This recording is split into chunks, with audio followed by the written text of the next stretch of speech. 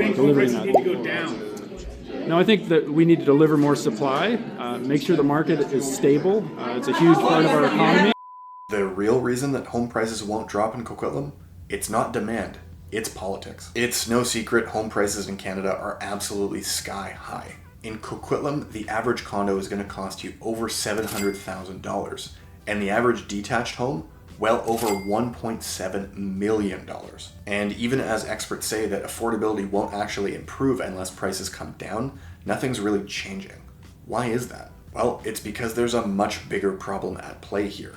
A problem that's intentionally keeping prices inflated. The federal government is focused right now on building more homes, increasing the supply in order to fix affordability. But the weird thing is that our federal housing minister, Gregor Robertson, outright said that we can't let housing prices drop. We need to keep them steady, which is why they're focused right now on increasing supply, I guess. But Mike Moffat of the Missing Middle Institute says this completely misses the point. Prices have to fall. Otherwise, nothing gets better. Specifically, he says to restore affordability to where it was in the mid-2000s, you would need 25 years of 3% per year wage growth with no price changes whatsoever. So relying on wage growth alone to fix this problem is just not practical. We don't have 25 years to wait for that to happen. Here's the problem.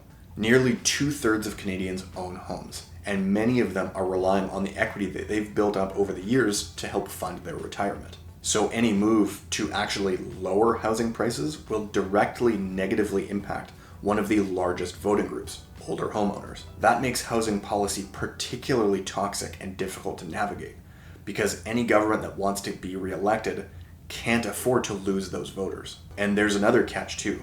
If home prices drop too far and construction costs stay high, developers are just gonna stop building. Think about it. Why would a builder start a new project if they weren't gonna profit from it? Labors, material, and land have all gotten more expensive, and even worse through all the trade war stuff that we're dealing with. So unless those input costs also drop, you're gonna see a total collapse of new housing starts if prices drop too low. You're already starting to see that in certain markets like Toronto, which brings us back to the supply problem all over again. With fewer homes being built, you're going to have a tighter market, which ironically is going to end up pushing prices higher anyway. So the government says that they want to fix affordability, but they can't touch prices. And it's a balancing act that they're trying to navigate.